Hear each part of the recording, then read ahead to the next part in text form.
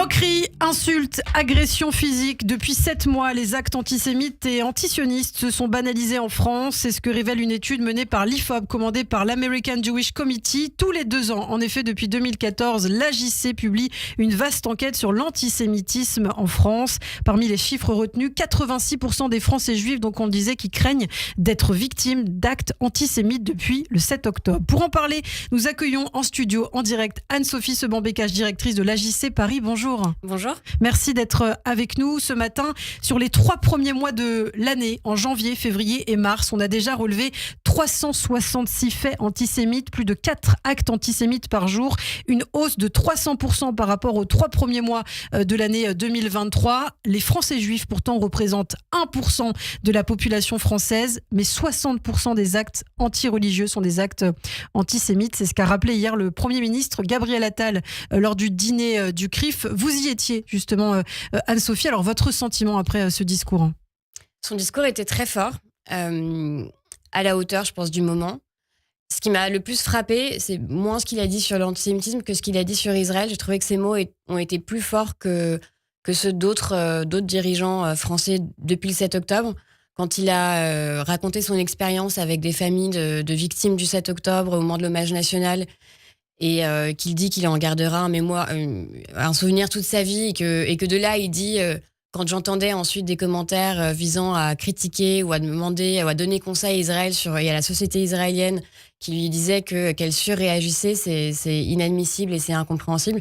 J'ai trouvé que c'était vraiment fort et aller plus loin que ce qui avait été dit précédemment. Ouais. Et sa condamnation aussi du 7 octobre et de tous les actes antisémites qui ont suivi. Alors, on aurait pu penser qu'après le 7 octobre, les massacres du Hamas, une vague de solidarité se manifesterait avec les Israéliens et avec les Juifs qui ont aussi été touchés de manière globale. Mais ce n'a pas été le cas. La haine s'est libérée, Anne-Sophie. Le 7 octobre, dit votre étude, un point de bascule entre antisémitisme et antisionisme.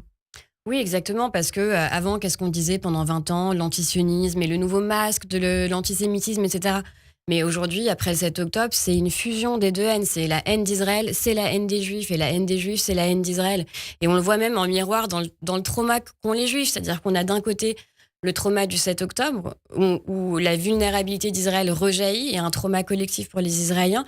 Et dans les jours qui ont suivi, à la fois les Juifs du monde entier traumatisés par ce qui s'est passé en Israël, oui, et traumatisés par la vulnérabilité aussi qui rejaillit un peu partout dans le monde face à cette explosion d'actes antisémites, et se dire ce qui est arrivé là-bas peut vraiment nous arriver, parce que cette haine, c'est la même. Et c'est ce qui ressort vraiment de notre enquête. Antisionisme égale antisémitisme, vous l'avez aussi constaté, j'imagine, lors des dernières manifestations à Sciences Po, dans les universités? Oui, exactement. C'est assez effrayant, et je repense au mot d'Elisabeth Badinter quand elle dit « Je ne pensais pas que des jeunes comme ça pouvaient être aussi antisémites ». Et elle a employé ce mot sans faire de détour, sans commencer par dire « oui, mais… ». Non, c'est vraiment à ça qu'on assiste. Et j'ai pu débattre avec quelques étudiants. Ce qui fait peur, c'est que c'est intégré. On est perçu, les sionistes, donc en fait 99,9% des juifs, comme les ennemis objectifs de ces gens-là. C'est-à-dire que le mot sioniste a remplacé le mot juif dans la bouche de ces étudiants. Oui, et ça fait longtemps qu'on alerte là-dessus, et c'est le rôle qu'ont pu jouer Dieudonné, Soral dans ce glissement, etc. Mais aujourd'hui, on le voit que c'est un vocable qui est intégré, qui est normalisé, qui est considéré comme acceptable par les jeunes. Et c'est très dangereux, parce qu'on devient effectivement des ennemis objectifs. Effectivement, sioniste qui est devenu finalement une insulte. Alors, il y a beaucoup d'éléments qui ressortent de votre enquête de l'AJC. Beaucoup de juifs, notamment, décident de modifier leur comportement pour se protéger. Mais alors, comment ça se manifeste ? Alors ça, c'est quelque chose qu'on avait observé autour de nous. Et après 7 octobre, en fait, notre enquête devait commencer le 9 octobre. Et on s'est dit, avec ce qui se passe, il faut absolument qu'on prenne en compte ce qui s'est passé. Donc on a fait notre terrain plutôt entre février et mars. Et ce qu'on entendait autour de nous, c'est des gens qui, effectivement, changeaient leur nom sur les applications Uber, changeaient leur nom sur les applications de livraison à domicile, évitaient même de prendre des taxis. Et on a voulu le mesurer, et c'est effectivement ce qui ressort, c'est 44% des Français juifs qui nous disent que depuis le 7 octobre, ils ont enlevé tout signe religieux. C'est une grande partie aussi qui nous disent avoir enlevé leur mezouza depuis le 7 octobre, ou avoir changé effectivement de nom sur différentes applications. Effectivement, changer son nom de famille, et puis on modifie aussi son comportement sur les réseaux sociaux. Oui, exactement, parce que les réseaux sociaux apparaissent comme le premier lieu d'exposition à l'antisémitisme. Et c'est d'ailleurs beaucoup plus... Le sentiment d'insécurité sur les réseaux sociaux est beaucoup plus fort chez les Français juifs que chez les Français en général. C'est-à-dire qu'on se censure, en fait ? C'est quoi exactement ? On se sent en danger. À partir du moment où on est visible comme juif, on a son nom avec à connotation juive sur son compte Twitter, Instagram, etc., et qu'on a un compte public, on sait qu'on va être la cible. Si on publie quelque chose, si on affirme notre identité, on sait qu'on va être directement la cible de commentaires antisémites. Là encore, on le voit dans notre enquête parce que cette année, on a fait quelque chose qu'on ne faisait pas avant, c'est-à-dire une veille des réseaux sociaux qui nous ont permis de voir, on s'en doutait, mais une explosion des commentaires antisémites et antisionistes surtout. Pourquoi surtout antisionistes ? Parce que c'est ce qui passe à travers les mailles de la modération, parce qu'effectivement, se faire traiter de sale sioniste, en fait, c'est pas considéré comme antisémite par les plateformes. Le sentiment d'être accusé ou rendu responsable des actions du gouvernement israélien en tant que juif. Et d'ailleurs, beaucoup disent que c'est la haine d'Israël, finalement, qui rend antisémite. C'est ce qui ressort. Et c'est ce qui ressort, et en particulier chez les jeunes. Et c'est ce qui est frappant. On met 2 chiffres en parallèle. On a un tiers des Français juifs dans leur ensemble qui se considèrent souvent comme pris à partie pour leur soutien à Israël. Ça monte à 51% chez les jeunes de 18-24 ans. Et en parallèle, on a chez les Français dans leur ensemble plus d'un tiers chez les jeunes qui considèrent que s'en prendre aux juifs parce qu'ils soutiennent Israël est un comportement justifié. Et là, on voit bien ce qui est en train de se jouer, l'environnement dans lequel vivent les jeunes, hyper exposés à l'antisémitisme et hyper violents, en fait. Alors, il y a un chiffre effrayant aussi, Anne-Sophie, 10%. 10% des Français sont antisémites, soit 6,8 millions de personnes quand même.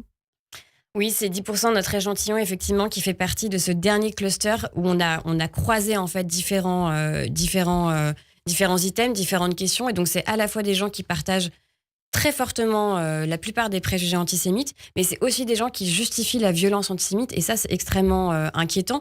Et à l'intérieur de ce groupe, c'est aussi beaucoup de gens qui ont une image très négative d'Israël, qui à plus de 60%, contrairement aux Français où c'est 14%, considèrent que Israël est une entreprise raciste.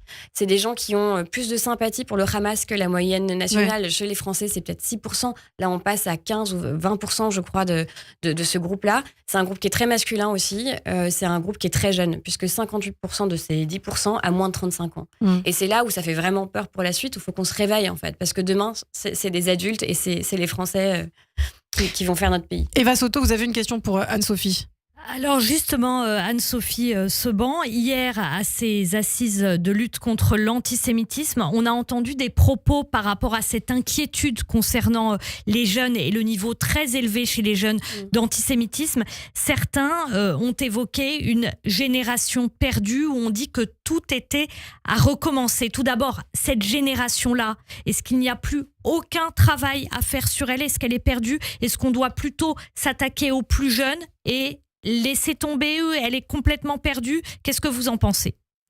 Non, je pense que déjà pour cette génération-là, il faut les sanctionner. Clairement, ceux qui sont déjà antisémites, c'est très enraciné, mais en fait, il faut rien laisser passer. Ça, c'est la tolérance zéro, qu'il n'y ait pas d'impunité, ni en ligne, ni dans les écoles, ni dans les universités. Donc, il faut qu'il y ait des sanctions disciplinaires.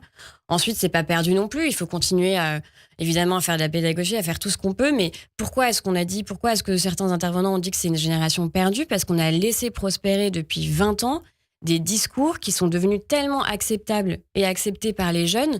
C'est pour ça que c'est perdu. C'est-à-dire tout ce qu'on dénonce, la haine d'Israël devenue la haine des Juifs. Mais pourquoi est-ce qu'on en est arrivé là ? Parce qu'on a été incapable, dans la lutte contre l'antisémitisme, d'adresser cette question de la haine d'Israël.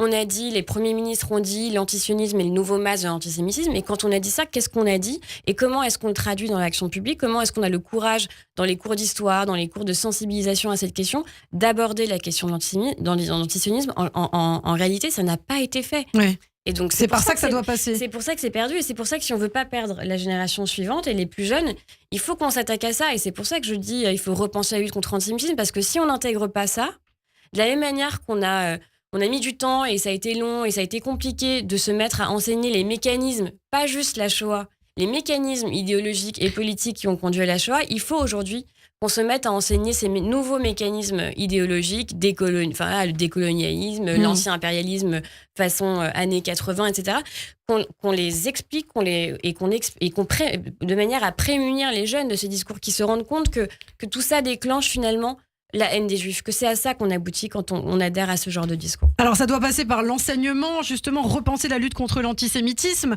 Gabriel Attal, hier, lors de son discours au dîner du CRIF, a également indiqué lutter contre l'impunité, c'est donner des sanctions immédiates, et il a fait référence à l'idée d'une amende civile.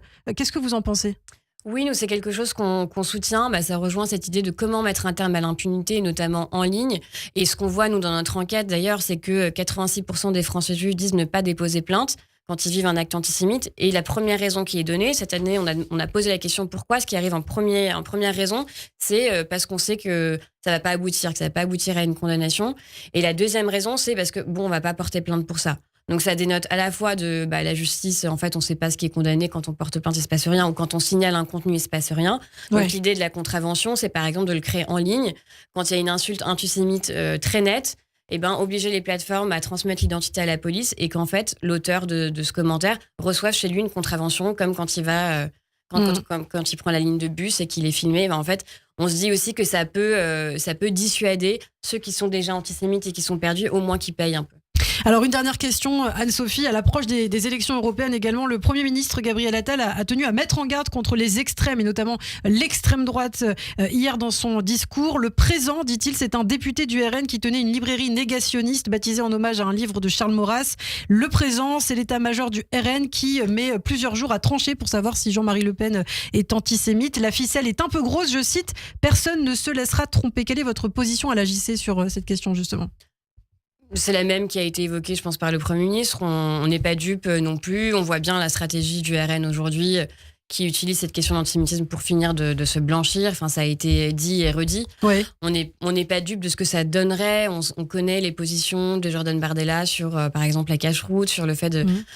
Mais tout ce qui se passe en ce moment, pour vous, ça leur sert justement à l'extrême droite, justement oui, les manifestations. Oui, mais c'est la stratégie de la France Insoumise, de les faire monter. C'est exactement ce qu'ils font. À chaque fois qu'ils font une déclaration...